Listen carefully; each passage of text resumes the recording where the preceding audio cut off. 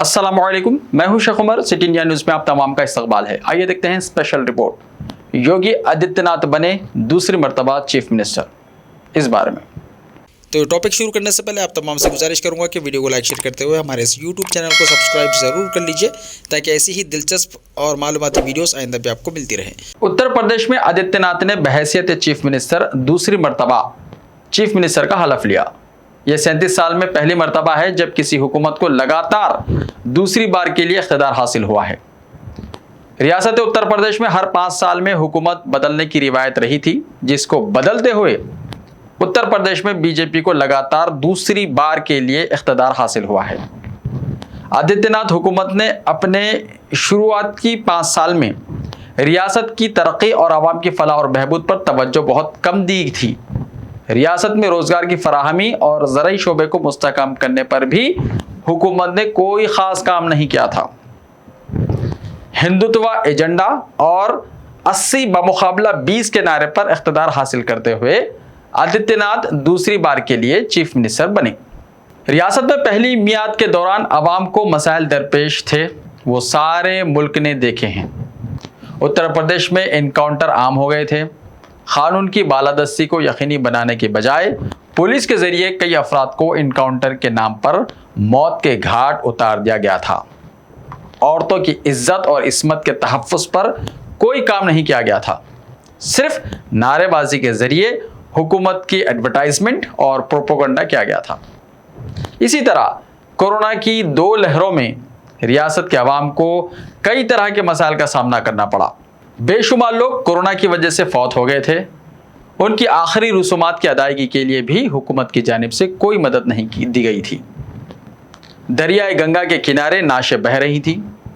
आवाम के पास चिता जलाने के लिए लकड़ी तक दस्तयाब नहीं थी। इसके बावजूद हुकूमत की जानिब से अपनी कारकर्दगी के बुलंद बांग दावे किए गए थे। पहले टर्म जैसे भी ख़त्म हुई, यानी पहली मियाद जैसे भी ख़त्म हुई, आवाम ने दूसरी मियाद के लिए भी बीजेपी हुकूमत को वोट दिया। ऐसे में आदित्यनाथ हुकूमत की जिम्मेदारियों में इजाफा हो गया है। अगर हुकूमत संजीदगी से काम करने का फैसला करती है तो रियासत की नई सूरत गिरी मुमकिन है, यानी सूरत बदल सकती है रियासत की। रियासत के नौजवानों को रोज़गार फराहम करने के लिए हुकूमत को ख़ास मनसूबाबंदी करनी चाहिए। एक ब्लूप्रिंट तैयार करते हुए इस पर अमल किया जाना चाहिए। रोज़गार रियासत का एक अहम तरीन मसला है।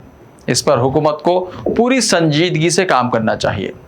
नौजवानों में सलाहियतों की कोई कमी नहीं है, इनको आगे बढ़ाने और परवान चढ़ाने की ज़रूरत है। नौकरियां फराहम करते हुए आवाम की मियार ज़िंदगी को बेहतर से बेहतर बनाया जा सकता है और इस सिमत में ज़रूर काम किया जाना चाहिए।